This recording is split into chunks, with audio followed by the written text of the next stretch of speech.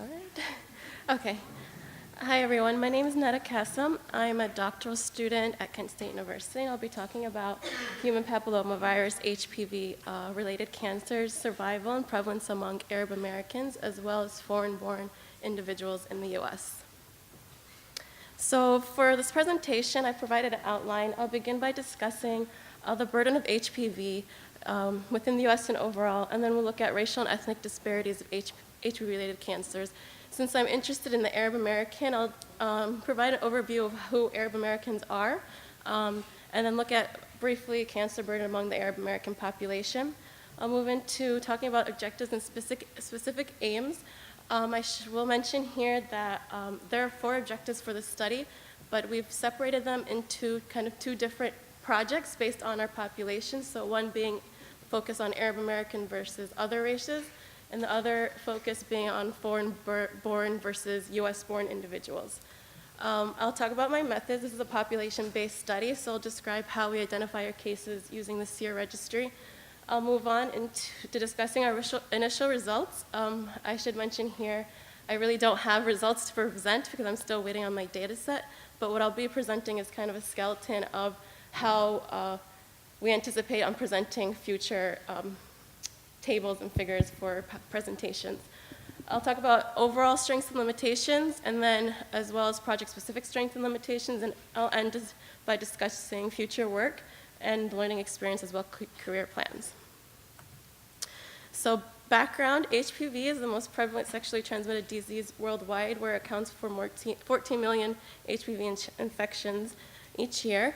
If you look at the flow diagram, there's over 100 different strains of HPV. Some of them are non-oncogenic, so they can cause other diseases such as genital warts, and there's those that are oncogenic that causes several types of cancer. There's high risk, which is type 16 and 18, and those account for about 63% of H-related cancers. Cervical cancer is the second most common cancer worldwide. We see that 5% of cancers are attributed to HPV infection. This is worldwide. Within the US, it's about 2.5%, whereas HPV cancer attributes 10% of the mortality burden in the US. At the bottom of the flow chart, you can see that there are vaccines that can prevent HPV infection and ultimately prevent H-related cancers. In addition to the vaccine, there is a Pap smear for detection of abnormal cell growth within the cervix. Now, the previous slide was an overview, but what about racial and ethnic disparities? We know that there are racial and ethnic disparities of H-related cancers where Blacks and Hispanics tend to have higher incidence and mortality. One recent study in 2017 looked at relative survival of all HPV-related cancers and found Blacks to have lower survival for all HPV-related cancers.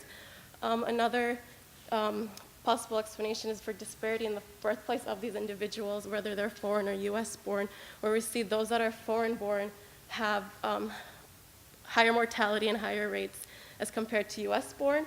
In addition, they have differences in Pap screening rates and HPV uptake, so preventative measures compared to US-born individuals.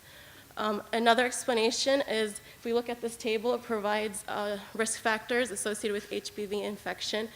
Those that are biologically related and those are behaviorally related, so modifiable, non-modifiable, and we want to keep in mind the influence of health-seeking behaviors as well. One population that is lacking information on H-related cancer is the Arab American population. Arab Americans are considered a subgroup of whites, and current research have developed a naming algorithm to apply to national data sets to identify Arab American population. So health data is just starting to emerge in the field about Arab Americans. And Arab Americans are immigrants who are US-born citizens with descent from the Arab League of countries in the Middle East and North Africa. So I've provided a map showing where these countries are. We see that the Arab American population has grown over the past decades, where in 2010 it was estimated to be over 3 million. Now, looking at HPV cancers in the Middle East and North African region, we see that cervical and oral cancer is among the 20th most common cancers in that region. In the Gulf region, it's the seventh most common cancer.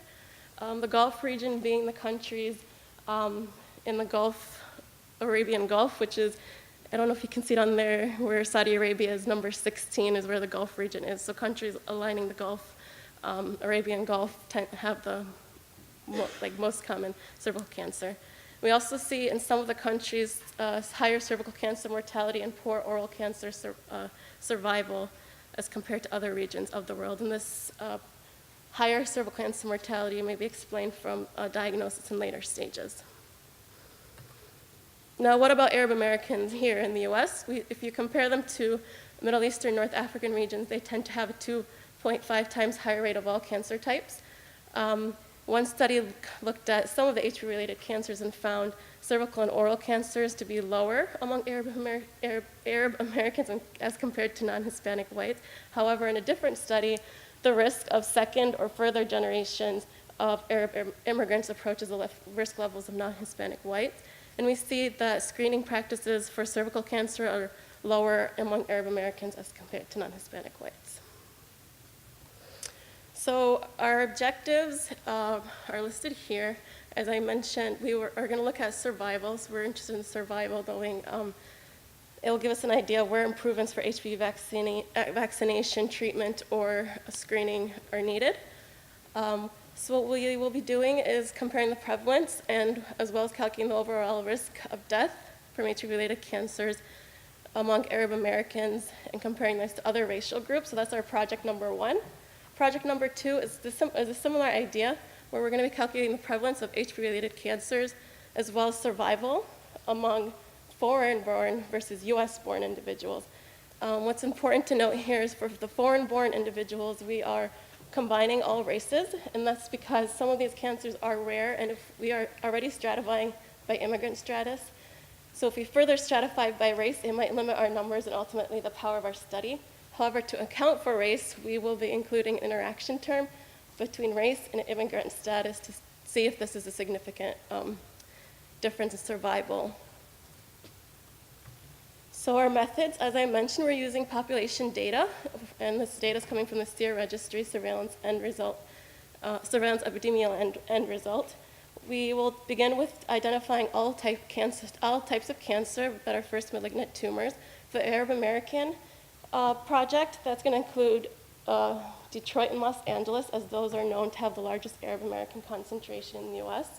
And we're limiting our study timeframe to 1998 to 2014. In the 1990s, we see changes in treatment options for some of these HIV-related cancers, so we've been limiting it to 1998 to 2014. And for foreign-born, we're using the same time period, but we're also including other regions of California as well.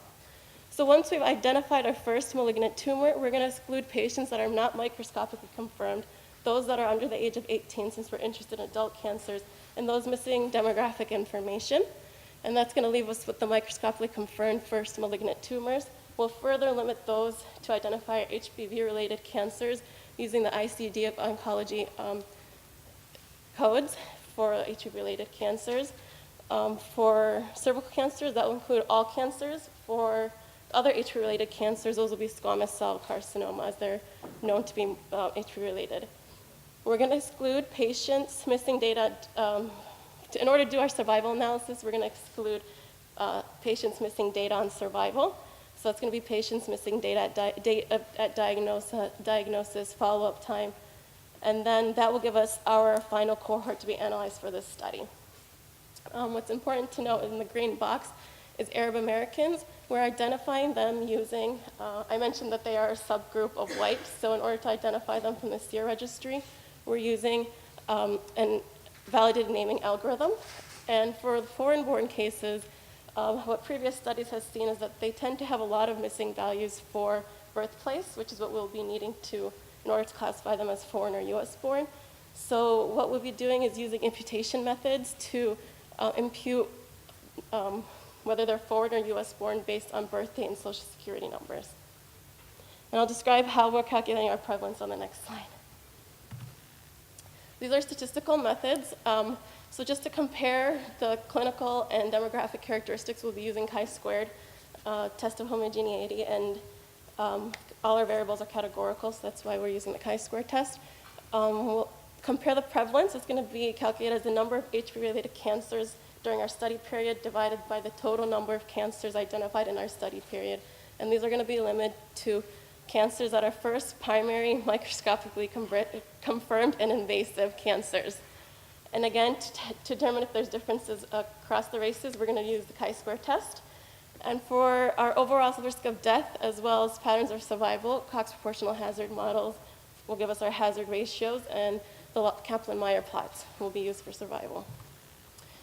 So here's table 1. I don't know if you can really see it, but it includes clinical characteristics such as tumor stage and whether they receive surgery, radiation, or chemotherapy, while SEER does collect specific treatment types that they received. We've categorized them as to yes, any or none for this project. This is not any findings, but just how we'll present our data.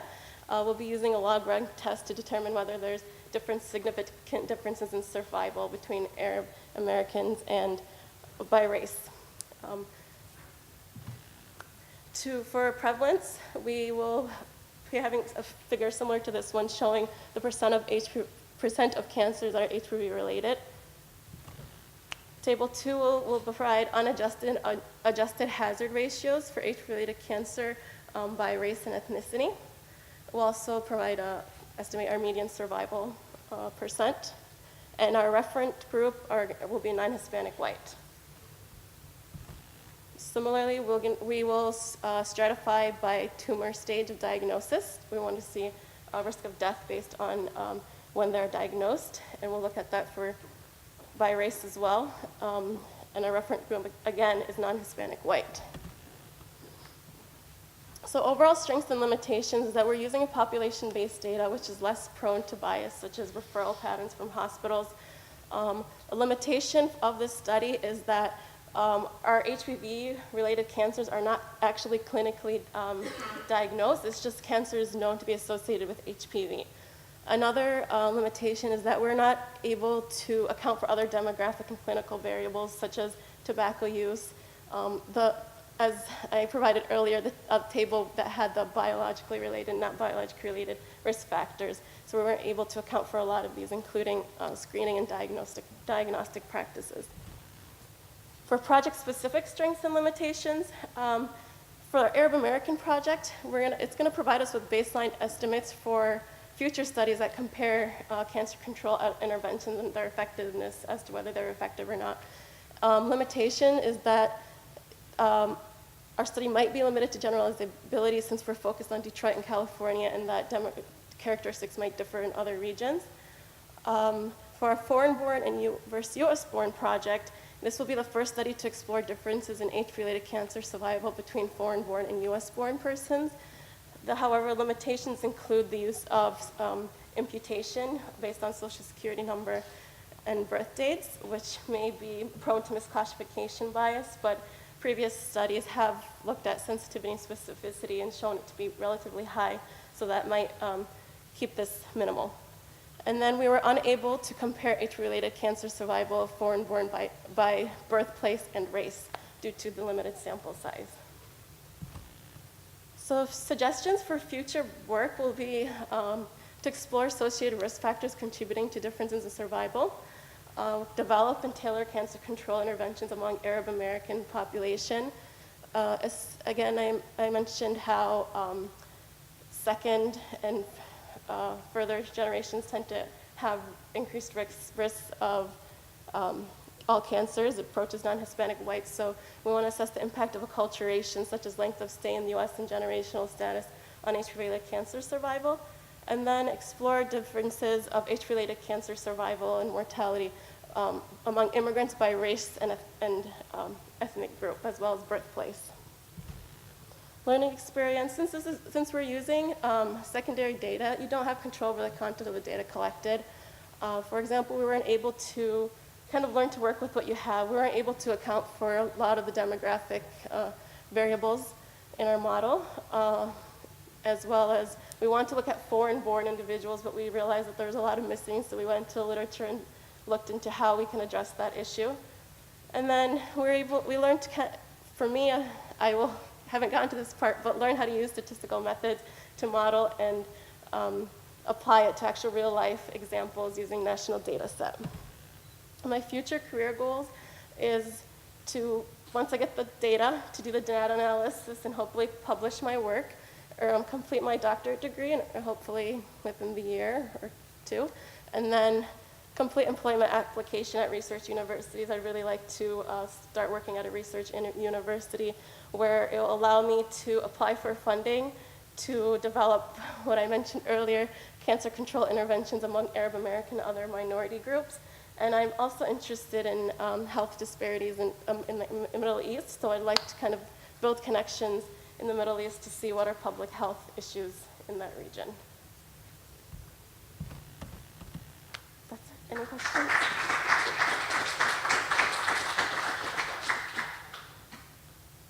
Yes. I'd like to mention here that Neda's mentor was a student in the CIS program several years ago. So her mentor is Dr. Kelly Herku. She is an assistant professor of epidemiology at Michigan State program of public health, and she also mentored another student in the CIS program last year. You mentioned that you had to use imputation for some of the foreign-born. For the places where you have clear foreign-born, do you have a location where a country where that birth occurred?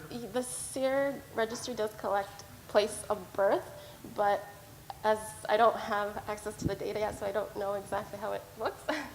Because yes. there isn't actually a kind of an interesting backdrop to this, and that is the reason why Dearborn, Michigan has the highest population of Arabs in the world, or in the U.S. rather, yeah, maybe close to the world, but it is because they came to build cars. Yeah. At Ford Motor Company and something. And the way that occurred was that one person moved there, they had got a good job, they called their cousin, the cousin moved there, they called their brother. It's chain migration, yeah. As we would call it today. And so the Dearborn population is far from being a random sampling of the Arab world. They tend to be Lebanese or Palestinian or not Egyptian, or even though that's the biggest country over there. So the question, I guess, is how you tease out the effect that these people are much more likely to be related to one another than the white, Hispanic, non-Hispanic white population generally, and things like that, and whether or not you can actually do some sort of subset analysis where you look at the actual place of birth and see whether or not there's a difference between Lebanese and Palestinians, or Egyptians and Lebanese, or whatever. That's a good point, and I think what the issue we had is our numbers. Yeah. We'll be able to do that, but it's something to consider. I don't know if And now in California, which also has this higher population, how did those people come to? They came to be movie stars or something? I don't know the history of the California Arab population as well as Dearborn. I know the Dearborn one, but I don't know the Los Angeles one. But interesting points that I will have to look into more. So let me tell you about the history of Arabs. Thank you. So I think we published on this. The Arabs in Michigan tend to be Lebanese, Jordanians, Palestinians, and Yemenis. In California, they are Egyptians and Palestinians. And in New Jersey, New York, they are Egyptians, Lebanese, and Palestinians. In California, the Egyptians went for education and business and IT companies, and the Palestinians went for business. In Michigan, of course, as you said, it's the Ford Motor Company and then business. And in New Jersey, it's more of business and education. But all of it happens chain migration. Yes. And I think Dr. Kendra Schwartz published on the country of origin, and she got access to their social security number, Yes, that's who I and work. she tracked them. You know, Kendra, she published on the country of origin, but Dr. Harford made a good point about familiar relationship between these people, not just country of origin.